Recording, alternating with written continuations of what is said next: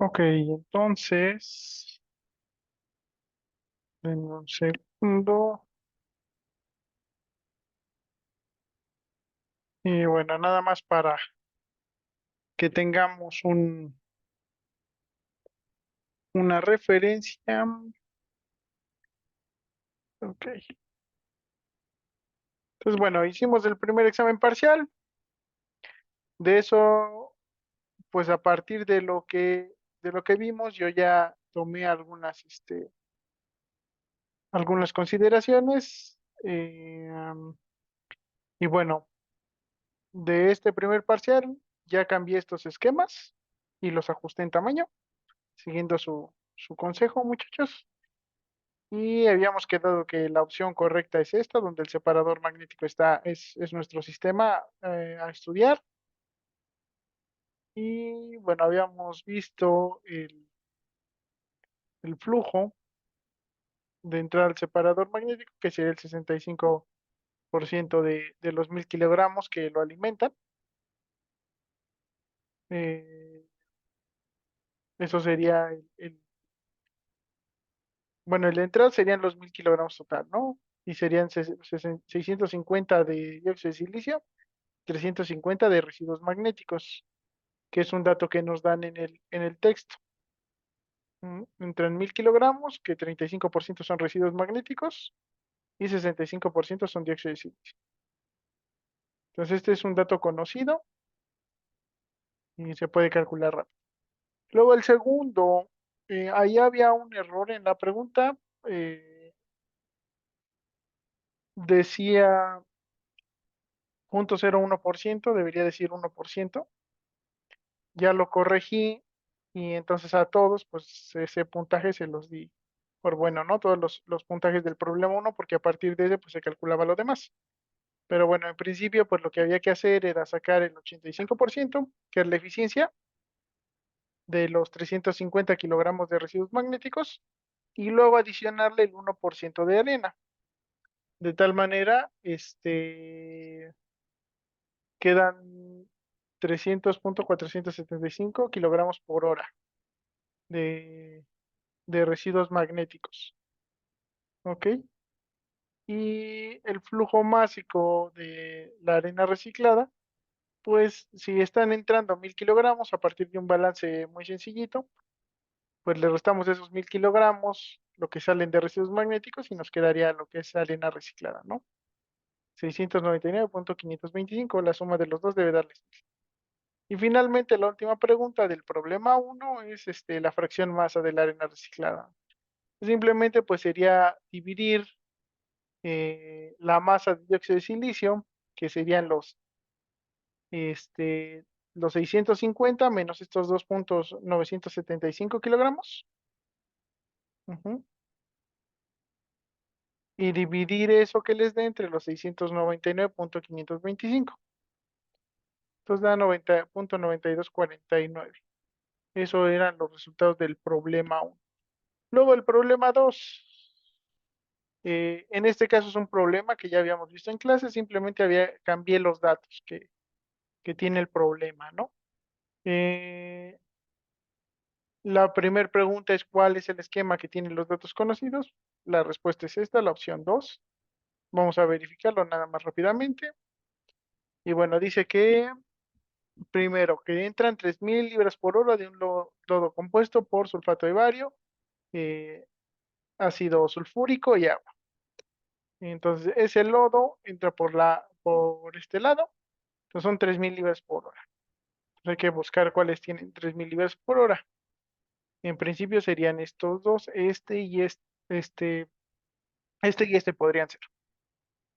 Luego dice que la parte líquida de ese lodo tiene esta composición, ¿no? 0.525 de ácido y 0.475 de agua. Eso podría ser o podría ser ¿no? Entonces, cualquiera de los dos sigue estando bien. Dice que la solución de lavado está compuesta por 0.90 de ácido y 0.10 de agua. Entonces, 0.90 de ácido, 0.10 de agua, 0.90 de ácido, 0.10 de agua. Los otros ya los desechamos porque pues esta ya no estaba bien, entonces ninguna va a estar bien, ¿no? Eh, Luego, la mezcla obtenida, se obtiene un lodo con una fracción masa de 0,40, mientras que la solución 0,05. Entonces ahora nos vamos a las salidas, 0,05 en la solución decantada y 0,40 en el lodo. 0,05 y 0,40. Y el punto donde tenían que revisar es este. Consideren que el sistema trabaja en un estado estacionario y se alimenta de 454 kilogramos de solución de lavado cada 15 minutos. Esos 454 kilogramos son 1.000 libras por 15 minutos, entonces por hora serían 4.000. En lugar de este tiene 4.000, este tiene 2.000. Por eso la opción correcta es la 2. ¿Ok? Luego, ¿cuál es el flujo másico de la solución decantada? Para esto, pues habría que resolver el balance. Les digo que está basado en un problema que vimos en clase, que de hecho es el primer problema de balance que vimos, me parece. Déjenme lo abro rápidamente. Y simplemente pues habría que cambiar los datos, ¿no? Entonces déjenme veo. Problemas, separación. El proceso de separación, creo que no lo están viendo.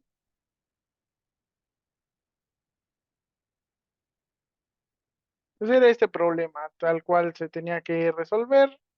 Lo primero era definir el sistema, poner los datos conocidos y luego se resolvía de la siguiente manera, ¿no? Haciendo las ecuaciones de balance general, el del sulfato de bario.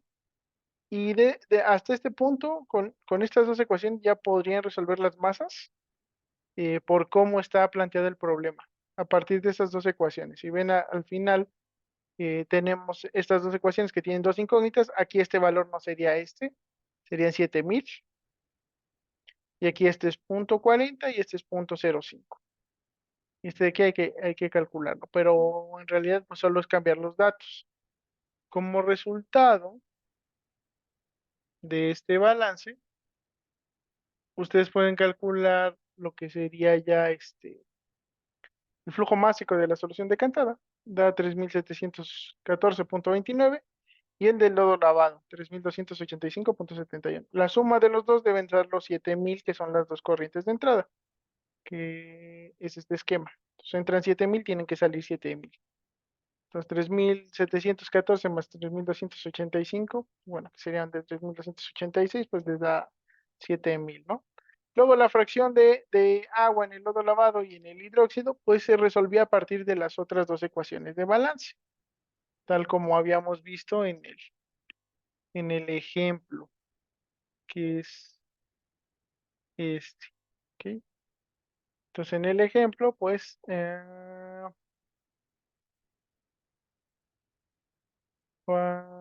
tenía las otras dos ecuaciones de balance y aquí había que considerar una relación especial y es que la composición del líquido es la misma.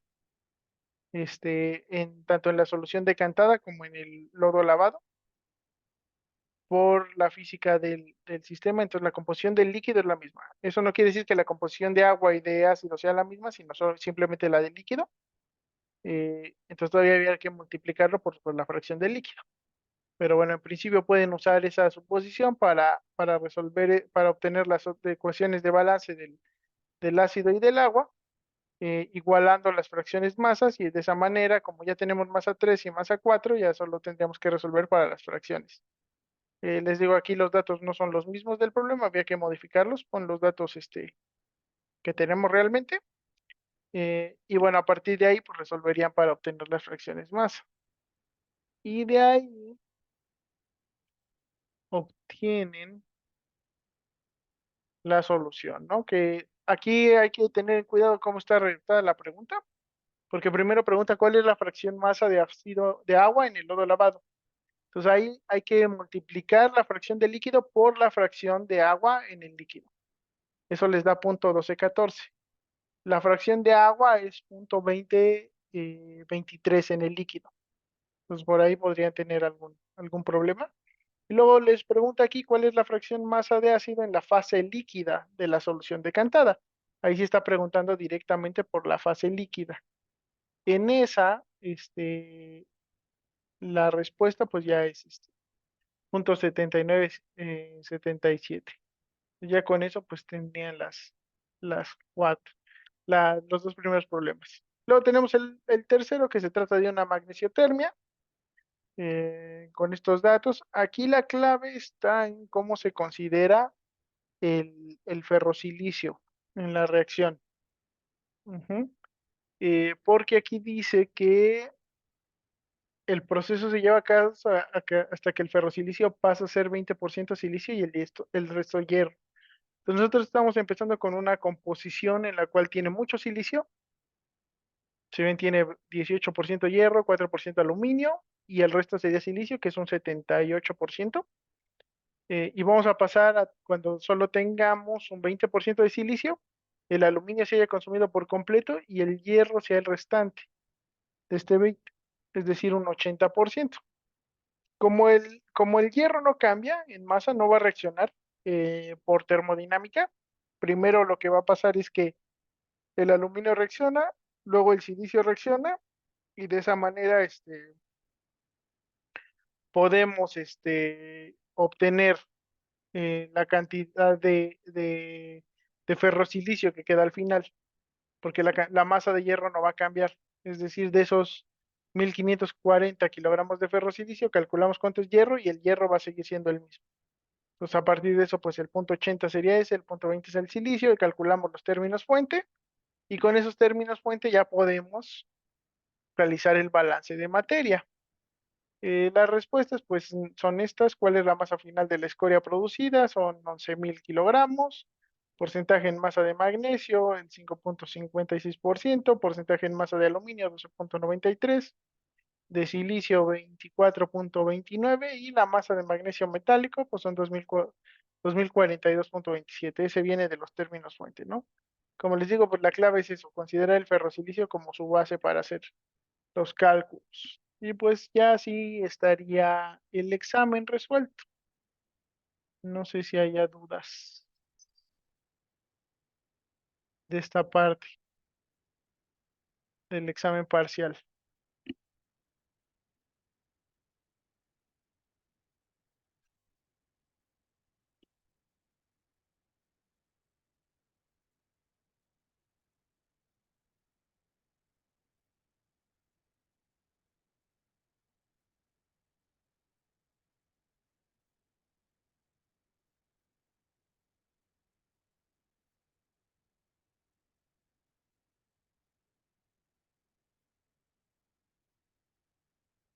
Bueno,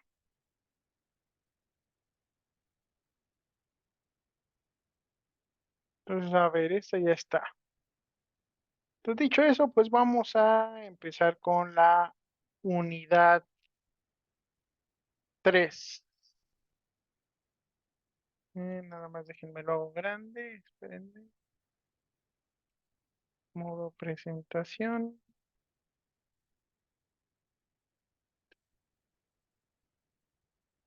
Enviar la vista, listo, presentar. Vamos a empezar con la unidad 3, que son balances macroscópicos de energía térmica en procesos metalúrgicos y de materiales. Vamos a ver una breve introducción, algunos conceptos previos que tenemos que conocer para hacer balances de energía térmica, la ley de conservación de la energía, la ecuación de balance macroscópico de energía térmica, que es un diagrama de Sankey, y de ahí vamos a partir a ver ejemplos. Entonces, si ven, es muy, muy poquito este,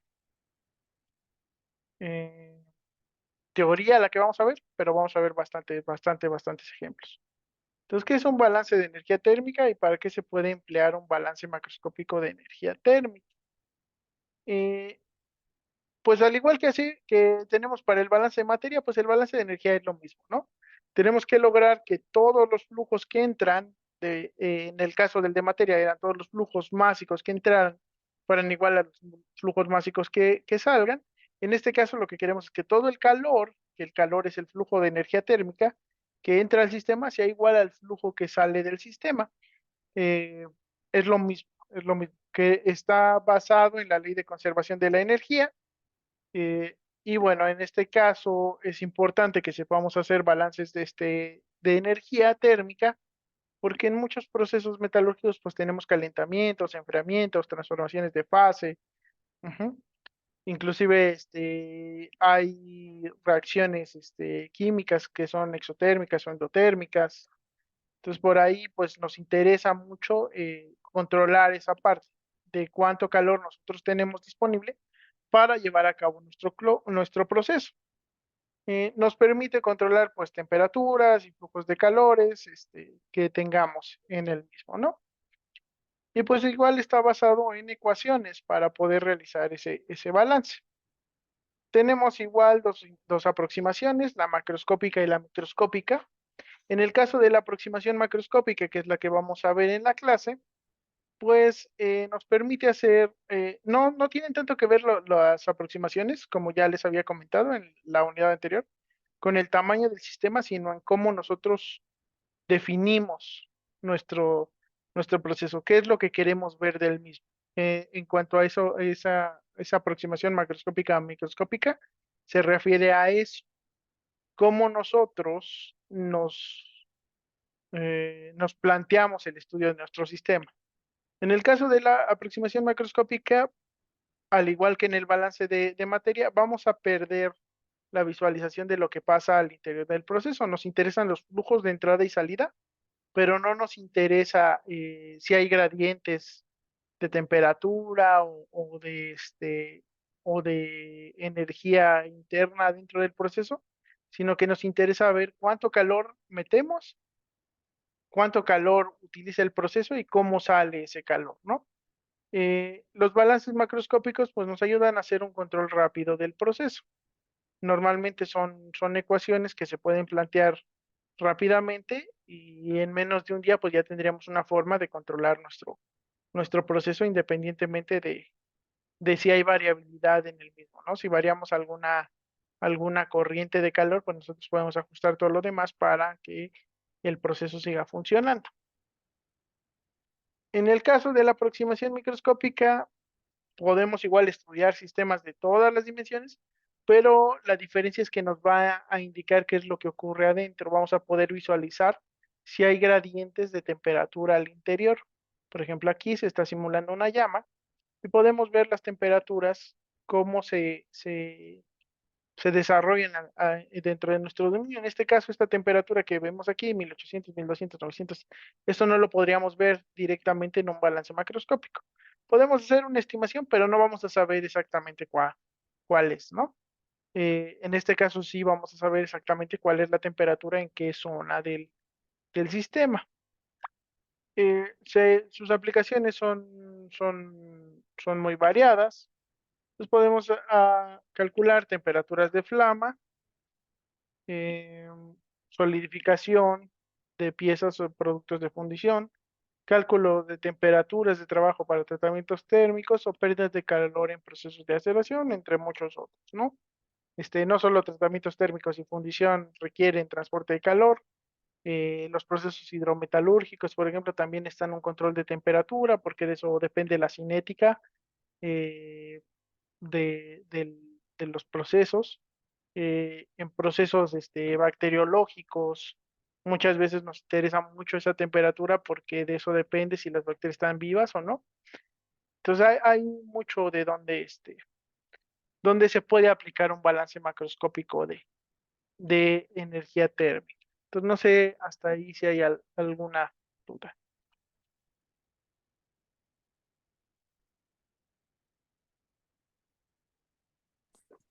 No, profesor. Entonces nos enfocaríamos en lo que es pura energía. De momento está anclado con el balance de materia. O sea, está anclado con el balance de materia porque la ley de conservación de la materia y la ley de conservación de la energía pues están anclados, ¿no? Pero sí, en este momento solo nos interesa energía térmica. No nos vamos a enfocar si hay transformaciones de energía. A lo mejor podemos calcular la energía que nos produce una resistencia eléctrica o un elemento de ese estilo, pero sí vamos a centrarnos en transferencia de calor principalmente. Y solo nos interesa como el flujo macroscópico, cuánto metimos, no cómo se ve al interior. ese gradiente de calor.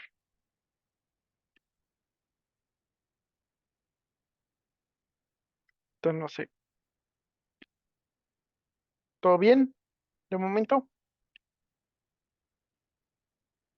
Sí, y todo bien. Ok.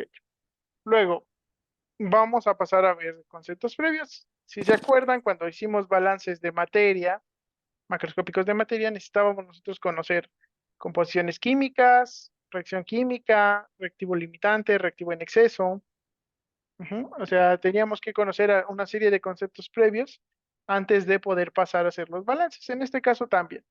Este, pero pues en este caso lo que principal que nos vamos a centrar es en la termodinámica, ¿no? La reacción química nosotros ya la vimos, pero aquí pues lo que nosotros nos interesa es la energía de reacción, ¿no? Cuánto calor necesita nuestro sistema para llevar a cabo esas reacciones que requiere. En cuanto a la termodinámica, es el estudio de los sistemas en estado estacionario, eh, y cuando se alcance el equilibrio, entonces sí nos va a ayudar, pero también pues a veces hay que meterle algo de cinética, ¿no?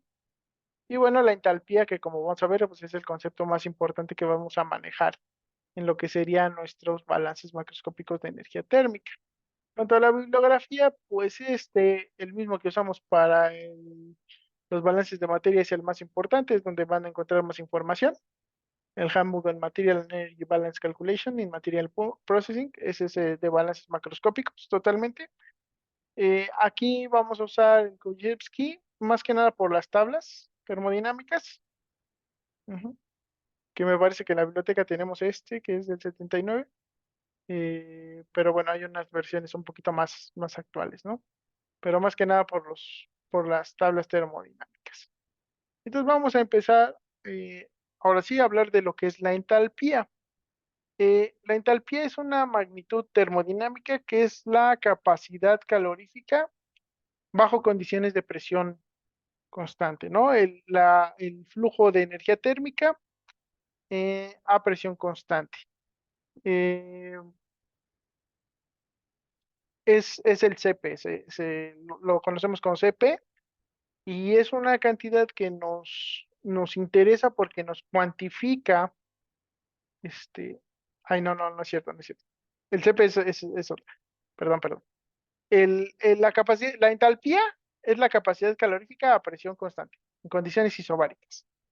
Está muy relacionada con el CP, que el CP es la capacidad calorífica en condición constante.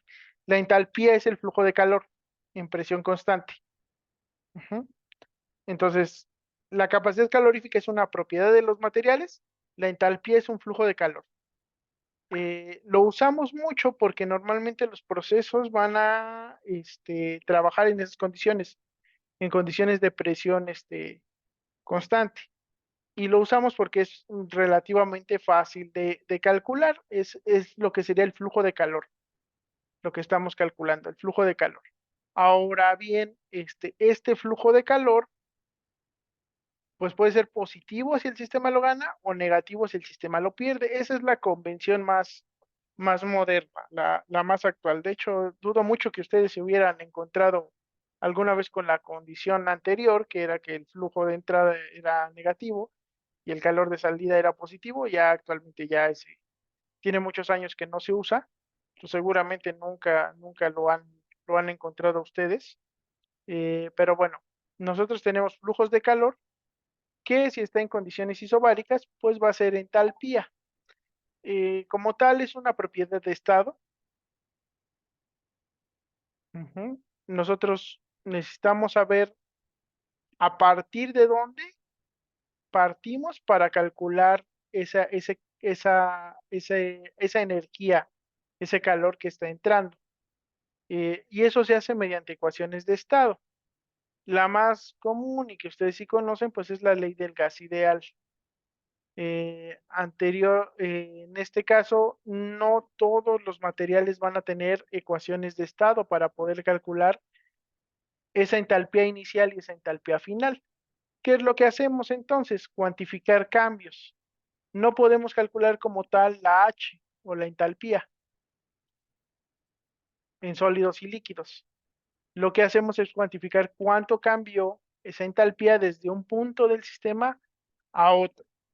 Entonces, lo que hacemos es eso, calcular de aquí, del sistema como estaba originalmente, a cómo llega el sistema después de realizarle los cambios en la energía interna, ya sea incrementando la temperatura, modificando el volumen, podríamos cambiar la presión, pero entonces ya no sería entalpía, pero bueno, también se podría cuantificar, ¿no? Entonces, eso es lo importante, que nosotros necesitamos cuantificar cambios en la mayoría de los sistemas, sobre todo sólidos y líquidos. En los gases, les digo, hay ecuaciones de estado como la ley del gas ideal o las leyes de gases reales que se pueden usar para cuantificar la entalpía en ciertas condiciones, pero para la mayoría de los materiales no se va a poder. Entonces no vamos a reportar H's, sino cambios en entalpía, delta H. Entonces, es lo que les digo. Partimos de un estado inicial, llegamos a un estado final y la diferencia, lo que podemos nosotros calcular es esto, el cambio en entalpía. ¿Cuál es la diferencia entre este estado y este estado?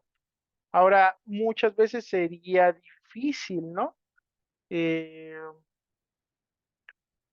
pues establecer las condiciones de inicio y fin de nuestro cálculo, pero para eso pues se llega a convenciones, ¿no? El estado de referencia que se usa más extendidamente es tener una atmósfera de presión y 25 grados centígrados o 298.15 Kelvin.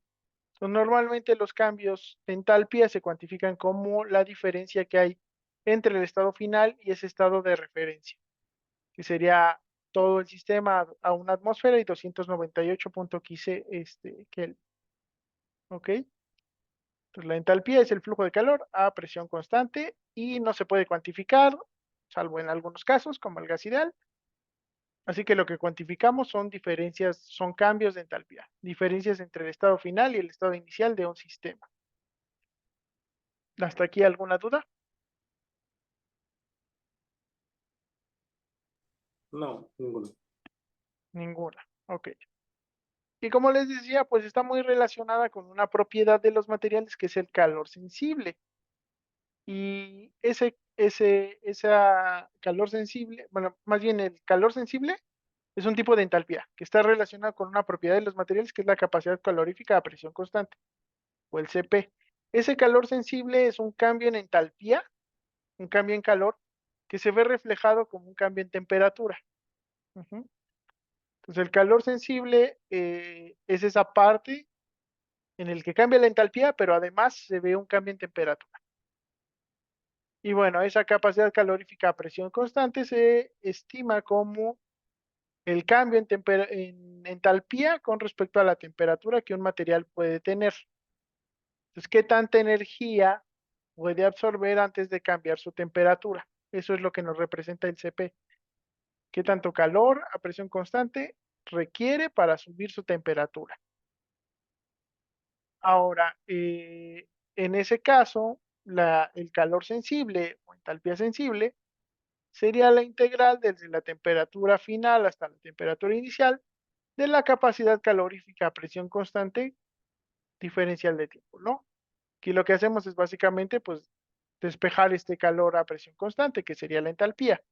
Entonces, esta diferencial, pues, numéricamente es un delta. Entonces, ese cambio en entalpía sería el CP, diferencial de temperatura. Integramos ambos lados y entonces calculamos el delta H como esto, la integral desde la temperatura final hasta la temperatura inicial de la capacidad calorífica a presión constante, diferencial de temperatura. ¿Ok? Entonces queda claro que el calor sensible se ve como un cambio de temperatura.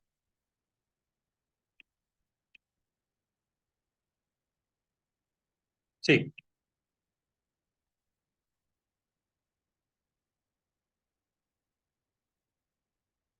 Ok. Y es fácil verlo porque si no cambia la temperatura, esta integral da cero, ¿no?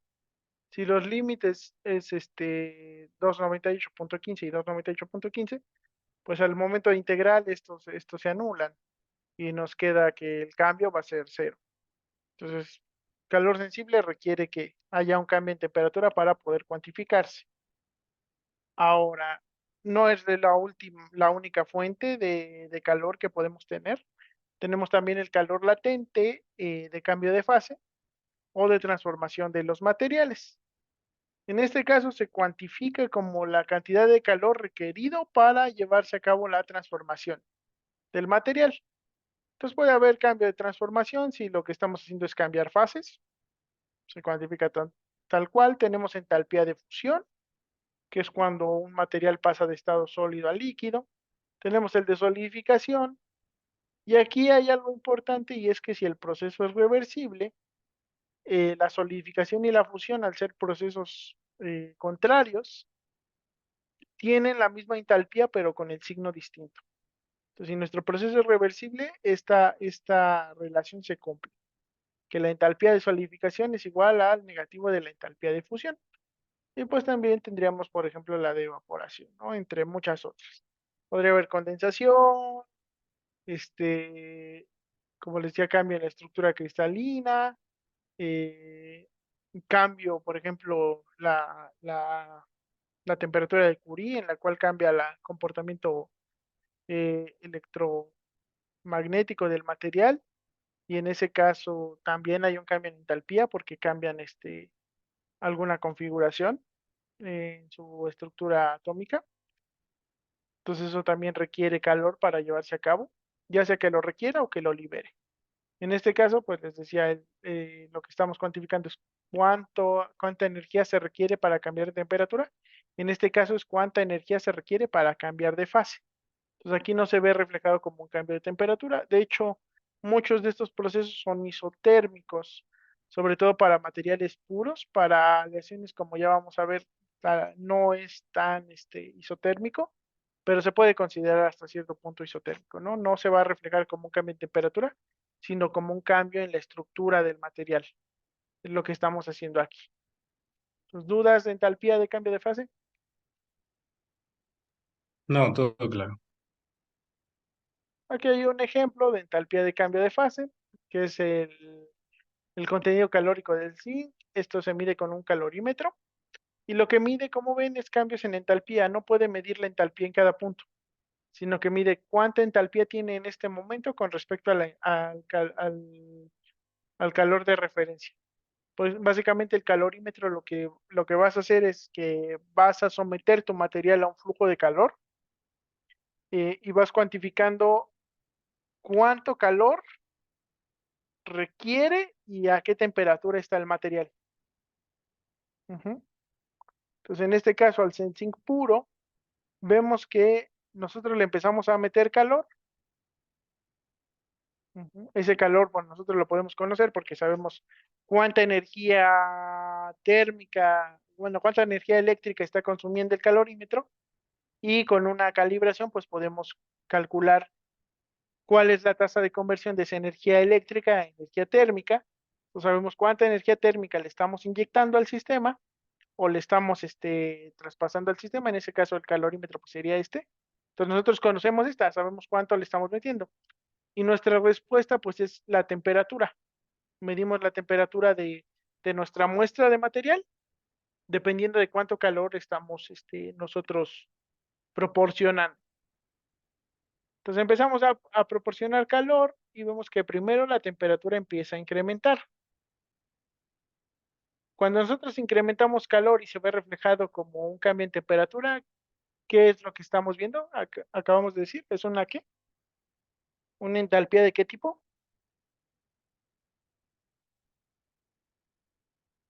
¿De cambio de fase? No, no, no. El cambio de fase no se ve como un cambio en temperatura. La que se ve como un cambio en temperatura es esta, el calor sensible.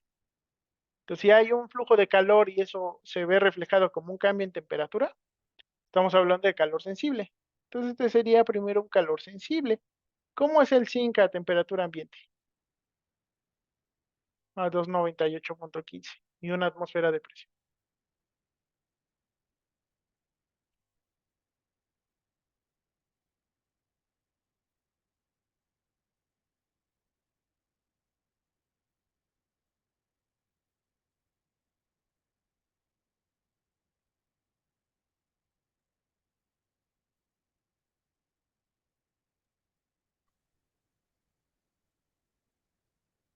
Perdón, se trabó. ¿Cuál fue la pregunta? Ok. Este,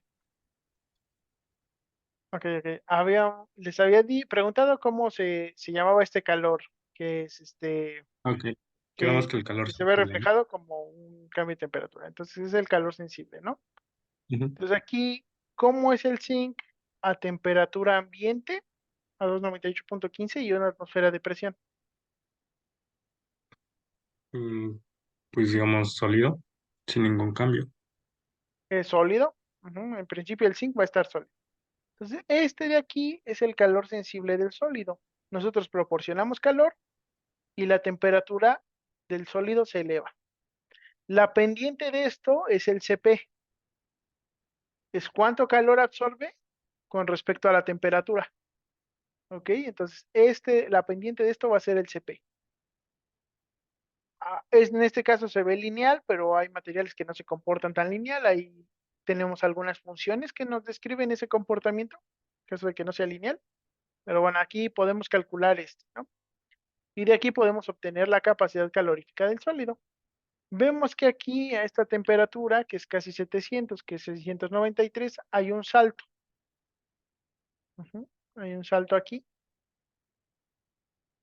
En cuanto a la entalpía, ujú,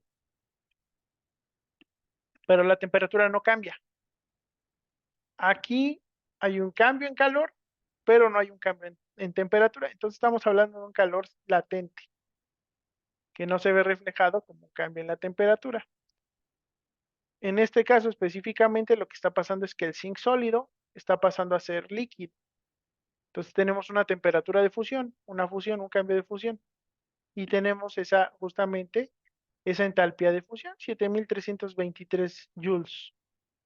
¿Ok? No es un cambio muy grande, es relativamente pequeño, pero sí es considerable, porque si nosotros no lo consideramos este salto en nuestros cálculos, pues vemos que si siguiéramos calculando calor latente, pues vendría por aquí abajo, ¿no? El cálculo. Entonces sí hay que considerar estos cambios latentes, ¿no? Entonces aquí se funde. Tenemos sin líquido. Nuevamente vamos a tener un cambio ahora en la temperatura con respecto a la energía que estamos, que el sistema está recibiendo, que el calorímetro está recibiendo. Bueno, más que el calorímetro, nuestra muestra, ¿no? Que estamos metiendo. Entonces estamos hablando de que el zinc líquido está incrementando su temperatura conforme lo calentamos. Otra vez va a ser calor sensible. La pendiente de este cambio nuevamente es el CP, es el cambio en el calor con respecto a la temperatura. Es el cambio en el calor, Y2 menos Y1 entre el cambio de temperatura, X2 menos X1, si lo quisiéramos ver numérico. Sube la temperatura y llega a este punto en el cual otra vez tenemos una isoterma, ¿no? Un cambio a una sola temperatura. En este caso es la ebullición, que se da a 1180 Kelvin y que es de 115.332 joules la lambda, ¿no? Entonces vean que es mucho más grande que el de fusión. Aquí sí, si no lo consideramos en el cálculo, pues sí sería un error más grande. Pero bueno, este sería otra vez un calor latente. No tiene cambio en temperatura, pero sí tiene cambio en el calor. Y ya finalmente, pues terminamos con el calentamiento del gas, ¿no? Sensible, el calor sensible del gas. Aquí, como es un material puro, estas son totalmente verticales. En las aleaciones tienen una cierta pendiente, hay un cambio en pendiente, se ve como un cambio en pendiente. No es totalmente vertical, pero bueno, también es importante tenerlo por ahí en mente, ¿no? Que también se puede cuantificar esa parte, ¿no? ¿Dudas hasta aquí? Calor, latente y calor sensible. No, perfecto. Y la última entalpía que vamos a ver es la entalpía de reacción o calor de reacción. Entonces, muchos procesos van a tener reacciones internas, como ya vimos en la unidad pasada, donde hicimos varios cálculos de términos fuente por ahí, de procesos que tenían reacciones. En este caso, cuantificar la entalpía de reacción requiere que nosotros conozcamos la estequiometría de la reacción y el calor de formación estándar de reactivos y productos. ¿Ok? Entonces, esta se cuantifica como el número de moles de nuestro producto por su entalpía de formación estándar, la suma de todos estos, número de moles por entalpía de formación de estándar de productos, menos la suma de moles por entalpía de formación estándar de los reactivos, la sumatoria, ¿no? Pues vean que todos los reactivos son negativos, todos los productos son positivos. Esta sería como la reacción más general, ¿no? Aquí es importante que tengan en cuenta que las unidades de esto sería por cada A moles de A, o por cada B moles de B, o por cada C moles de C, o por cada D moles de D, porque si no, después cuando hagan el balance de calor, a lo mejor no les sale.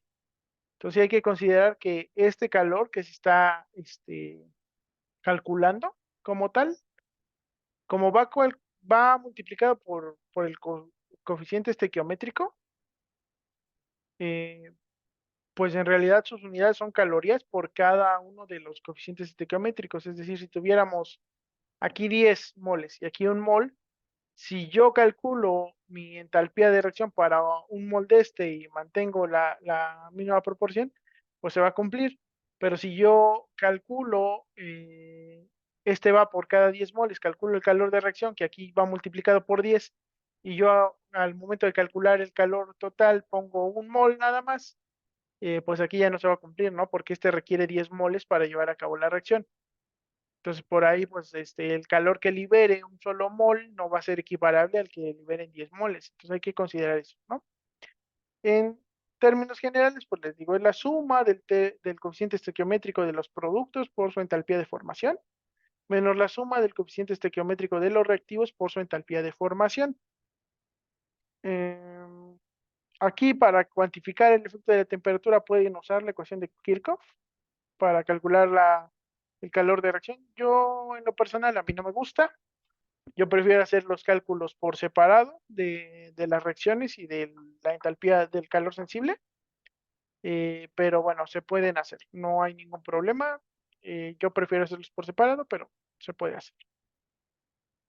¿Tus dudas hasta aquí? ¿Calor de reacción? No, profe. ¿No? Ok. Entonces, bueno,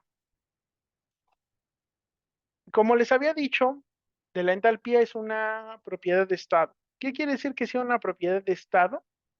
Que el cambio en entalpía entre el estado final y el estado inicial va a ser el mismo independientemente de la ruta que se siga para llegar al estado final. Es decir, no importa si yo tengo pasos intermedios, estados intermedios, la suma del calor total va a ser el mismo, independientemente de que yo siga una ruta u otra, que yo lo haga directamente o que yo haga pasos intermedios. La suma de los pasos intermedios siempre debe darme la suma de cambio de entalpía total. Y eso es algo que nos va a ayudar a nosotros en nuestros balances de energía, porque muchas veces no podemos calcular este paso directamente, no podemos saber cuál es el cambio de entalpía entre el estado final y el estado inicial, sobre todo porque a veces es difícil conseguir los datos termodinámicos, pero lo que sí podemos calcular fácilmente, pues son pasos intermedios, porque tenemos los datos o porque nos facilita el cálculo. Entonces, la ley de G simplemente es eso, que la suma de las entalpías va a ser igual a la suma de la entalpía total. ¿Ok? ¿Dudas de esta, de la ley de Hess? Entonces digamos que no va a haber pérdida de calor, va a ser lo mismo al inicio y al final.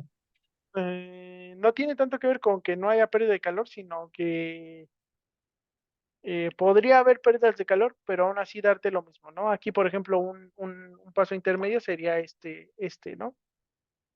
Por ejemplo, aquí podríamos poner que esto es pérdidas de calor. Y aquí este cambio lo considera, aquí lo tendríamos. Es más que nada que independientemente de cómo lleguemos a este estado final, si nosotros vamos calculando estos cambios de entalpía de manera separada, va a ser igual al cambio total, cambio de entalpía total. Ah, ok, ok. Ujú, pero sí, sí puede haber pérdidas de calor, simplemente pues ya están cuantificadas, ¿no? Dentro de esta.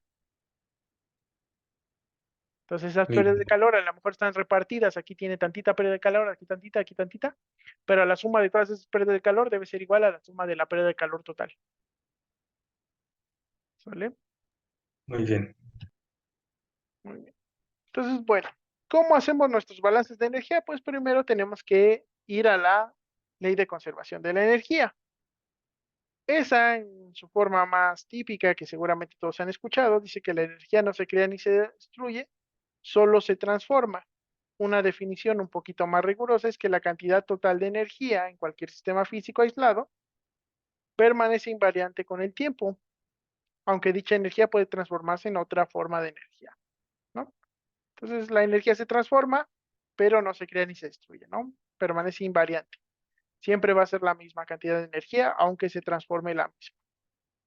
Eh, ¿Cómo nosotros vemos esto en un balance macroscópico? Pues también tenemos que cuantificarlo de la misma forma que cuantificamos eh, el balance de materia, ¿no? Tenemos entradas de calor, salidas de calor, podemos tener términos fuentes de calor, ya sea por reacciones químicas o, por ejemplo, en el caso de las resistencias eléctricas, que es una forma de verlo, nosotros no estamos metiendo calor, estamos metiendo energía térmica, pero por el efecto Joule, pues eso se ve reflejado como un cambio en temperatura, ¿no? Entonces ahí no estamos metiendo como tal energía térmica, entonces ahí tendríamos un término fuente. Ujú, que pues hay que considerar, ¿no? Podemos calcular cuánta energía estamos metiendo a partir de la energía eléctrica, pero bueno, para cálculos de balance de energía térmica, pues eso sería un término fuente, ¿no? Podemos tener cambios con respecto al tiempo, habría acumulación, entonces entradas menos salidas más términos fuentes igual a la acumulación, es la misma ecuación. Ahora, en este caso, nos apoyamos de la ley de Hess para hacer los balances de energía térmica. ¿Por qué? Porque un balance implica que los cambios, que es lo mismo, ¿no? La cantidad de energía que entra es igual a la que sale. Va a haber la misma cantidad de calor en el sistema después de que ocurre el proceso. Y eso se ve reflejado como que la suma de las entalpías va a ser igual a cero. Entonces, como este calor permanece invariante en un balance de energía térmica, lo podemos cuantificar como el cambio de entalpías igual a cero, ¿no? Entonces podemos calcularlo mediante estos, estos cambios en entalpía individuales, que al final pues van a cuantificar ya sea una entrada de entalpía, una salida de entalpía, un término fuente. Ujú. Aquí podría ser igual a la acumulación, pero no nos vamos a meter ahorita con la acumulación, pero sí aquí podría ser igual a cero o igual a la acumulación, si estamos en estado transitorio, pero los vamos a calcular en estado estacionario. Entonces siempre la suma de las entalpías nos va a dar igual a cero en estado estacionario. ¿Ok? Simplemente es otra forma de escribir esto, entradas menos salidas más términos fuente. Las calculamos como entalpías individuales. Ujú, entonces cada entrada va a ser una entalpía, cada salida va a ser una entalpía, cada término fuente va a ser una entalpía, y pues de esa manera, por ley de Hess, la suma va a ser cero para que esto sea igual a cero. ¿Sí? ¿Queda claro? Sí, Ok. Entonces, pues tenemos entalpía de entrada o entalpía de salida. Normalmente, por como nos han enseñado termodinámica, el sistema que nosotros estudiamos es el material en sí. Todos los cálculos que nos han enseñado es sobre un material. Pero en nuestro caso, como lo que nos interesa es el proceso, hay que cambiarle el signo. Entonces, por ejemplo, si yo estoy calculando un cambio o un incremento en la temperatura del material, vamos a suponer que tenemos una barra de acero. Y yo calculo la entalpía para que este material suba su temperatura a 900 grados centígrados, ¿no? Entonces aquí sería desde 900 más 273.15, porque acuérdense que es en Kelvin, para calcular esta integral. Entonces tendríamos esta temperatura final e iniciamos en temperatura ambiente, ¿no? 298 Kelvin. Entonces yo quiero cuantificar este cambio de entalpía en mi material. Así que uso mi ecuación tal cual. cambio en entalpía es igual a la integral de la temperatura final a la temperatura inicial del Cp del acero diferencial de temperatura. Cuando yo hago eso, mi sistema es el material. Ujú. También podría ser lo mismo en el caso de que tengamos una transformación endotérmica, donde el material cambia de fase, pero eso hace que gane energía térmica. Pero a mí lo que me interesa es el proceso como tal. Entonces yo no quiero usar esta ecuación, yo lo que quiero usar es el negativo de esa ecuación, porque yo, a pesar de que el material, en este caso el acero, gana temperatura, yo como proceso estoy cediendo esa temperatura. Yo necesito tener energía térmica para poder darle energía térmica al material. Entonces aquí el cambio de entalpía sería negativo desde el punto de vista del proceso.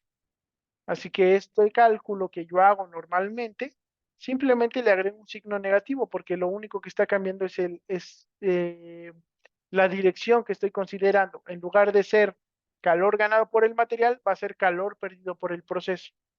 Igual en la transformación, simplemente le pongo un signo negativo. Ujú, para yo hacer mis cálculos de entalpía en mis balances. ¿Sí? ¿Queda claro? Sí, De igual manera, si el material está perdiendo energía, vamos a suponer que es el mismo acero, pero se está enfriando, entonces la temperatura inicial va a ser más alta que la final, por lo tanto esto va a ser negativo, ¿no? El acero está perdiendo calor, o si tiene una transformación exotérmica, pues está liberando calor a los alrededores. Desde el punto de vista del proceso, yo estoy ganando ese calor lo puedo usar para hacer otra cosa. Entonces aquí el material está transfiriendo calor al proceso si nosotros nos centramos en el proceso. Por eso le puse el material como un subsistema de todo el proceso, ¿no? Entonces, nuevamente, pues lo único que vamos a hacer es cambiarle el signo a, a ese cálculo que hago normalmente de entalpía. Solo es meterle el signo. Entonces vean que en ambos casos le metí el signo negativo, así que lo único que tengo que hacer es eso. De igual manera, en una reacción que fuera endotérmica, es decir, que absorbe calor de los alrededores, pues yo lo estoy perdiendo, ¿no? Ese calor tiene que salir de algún lado y de dónde sale, pues de mi proceso. Entonces, de mi cálculo, ¿qué hago normalmente para la entalpía de reacción? Pues nada más le pongo un signo negativo para que ese flujo, en lugar de cuantificarlo como calor que gana la reacción, es calor que pierde el proceso. Igual si es una reacción exotérmica que libera energía, es decir, pierde energía la reacción como tal, yo la estoy ganando. El proceso, pues simplemente le pongo un signo negativo, es el flujo invertido, ¿no? Desde el punto de vista del proceso. ¿Queda claro esta parte? sí, sí, profe. Ok. Y finalmente, pues, vemos rápidamente lo que es un diagrama de Sankey, que es un diagrama de control. Se usa se puede usar también para balances de materia, pero se usa principalmente para balances de energía. Ujú. Y en este caso partimos de un cuadrito que señale cuál es nuestro proceso y las flechas que entran o salen son flujos de calor. Ujú. Entonces, si, por ejemplo, aquí tengo una sola entrada hacia mi sistema, que sería esta parte de aquí, entonces solo tengo una entrada de calor, que representa el 100% del calor que recibe el proceso. Y cada flecha va a ser una salida, cada flecha que vaya hacia afuera. Su tamaño, su dimensión de la flecha, tiene que ver con la magnitud de ese flujo de calor con respecto al calor total. Entonces aquí, por ejemplo, esta flecha es como el 80% del calor que está perdiendo el proceso y esta es únicamente el 20%.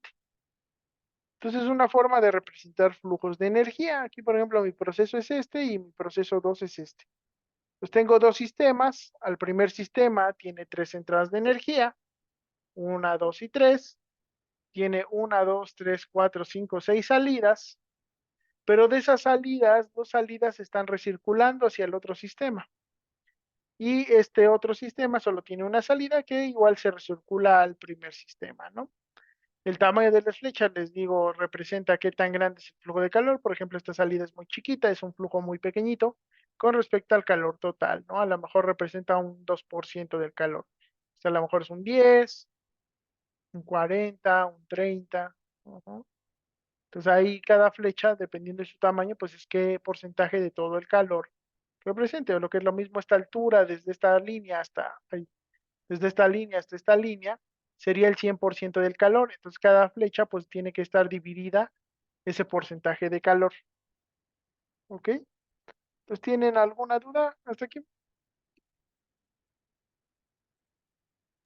No, profe, ninguno. Ninguna duda. Ok. Entonces, no sé, ¿alguna duda, algo que comentar de la unidad pasada, dudas de las tareas? Que no por el momento. Por el momento no. Ok, entonces, lo primero que vamos a ver son ejemplos de las,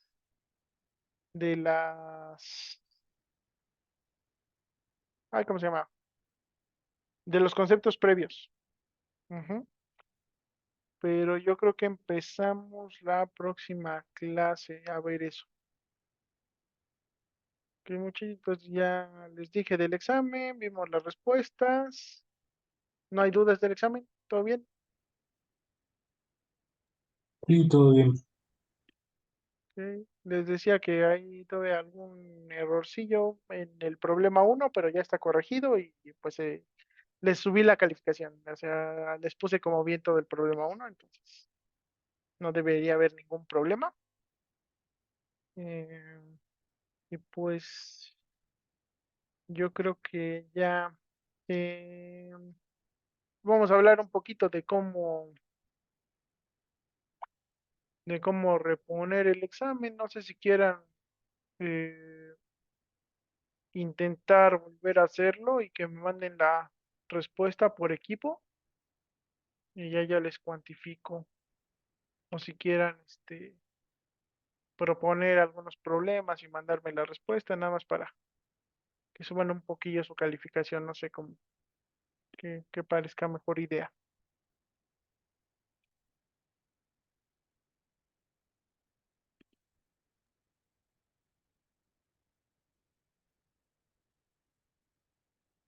Mm, no lo sé. Ujú. Pues bueno, les voy a mandar un correo, de todas maneras, para ver qué, qué, Mm, qué les parece. Este, y pues nos vemos la próxima clase entonces para ya ver algunos ejemplos les digo, de los conceptos previos. Empezamos y luego hacemos ya cálculos de balances. ¿Ok? muy bien. Muy bien. Entonces nos vemos la próxima clase. Sale, profe. Muchas gracias. Hasta luego. Gracias.